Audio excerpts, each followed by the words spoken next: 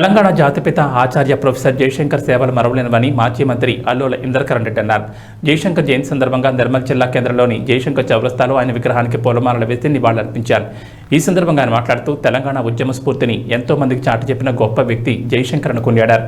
తెలంగాణ రాష్ట్రం ఏర్పడితే పేద, బడుగు, బలహీనమైన వర్గాల జీవితాలు బాగుపడతాయని అహర్నిశలు శ్రమించిన వ్యక్తి అని పేర్కొన్నారు. భారతదేశంలోనే తెలంగాణ రాష్ట్రం అన్ని రంగాల్లో దూసుకుపోతోందని తెలిపారు. ప్రతి ఒక్కరూ జయశంకర్ అడుగుజాడల్లో నడవాలని సూచించారు.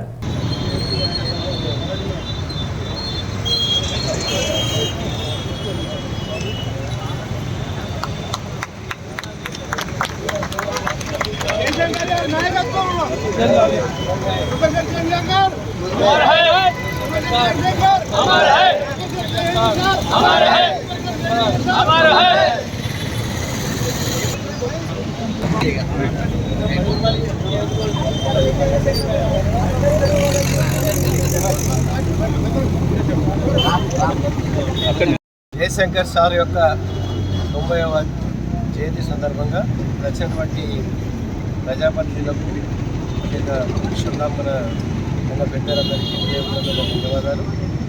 జయశంకర్ సార్ అంటేనే తెలంగాణ అంటేనే జయశంకర్ సార్ సిద్ధాంతకర్తగా మరి పేరు తీసుకున్నటువంటి వ్యక్తి.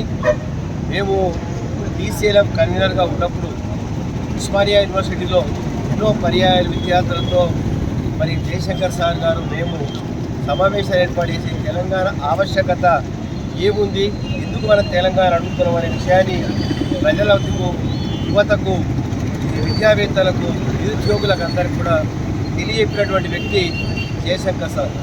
వారు వైస్ ఛాన్సలర్గా ఉన్నటువంటి వ్యక్తి ఎన్నో సంస్కరణలు తీసుకురావాలి తెలంగాణకు అని చెప్పి మరెన్నో రకాలుగా వాళ్ళు ఆలోచించి నీళ్లు, నిధులు, నియామకాల పేరుతో మనం తెలంగాణ సాధించుకున్నాము.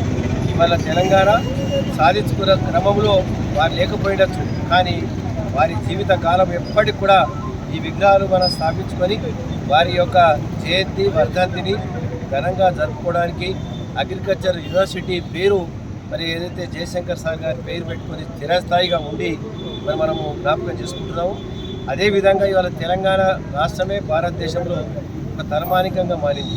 ప్రతి ఒక్కరు కూడా తెలంగాణ వైపు చూస్తూ ఉన్నారు. ఎందుకంటే భారతదేశంలో ఉన్నటువంటి ఒక పెద్ద రాష్ట్రాలు మనం చూసుకున్నట్టయితే పెద్ద పట్టణాలు ఏమున్నాయంటే మరి బొంబాయి, ఢిల్లీ, మరి అదేవిధంగా కలకత్తా అనేవారు. ఇప్పుడు ఆ రెండు బొంబాయి, ఢిల్లీ తర్వాత హైదరాబాద్కు మరి స్థానం 3వ స్థానం రావడం జరిగిందంటే తెలంగాణ మరి ఏ విధంగా మనం ఏర్పాటు చేసుకున్న తర్వాత ఎంత అభివృద్ధి చెందుతుందో మనందరం కూడా కళ్ళతో చూస్తున్నాము. మన జాతి మనం కులమని చెప్పుకునే అవసరం లేదు. అందరికీ నాయకుడు కాబట్టి జయశంకర్ సార్కు మేము ప్రత్యక్షంగా కూర్చుని పక్కన కూర్చుని మాట్లాడాం కాబట్టి వారికి మనం హృదయపూర్వకంగా ధన్యవాదాలు అర్పిస్తూ వారి యొక్క జన్మలో మనందరం కూడా జ్ఞాపకం ఉంచుకోవాలని చెప్పి అంచనా పెట్టడం హృదయపూర్వకంగా ధన్యవాదాలు.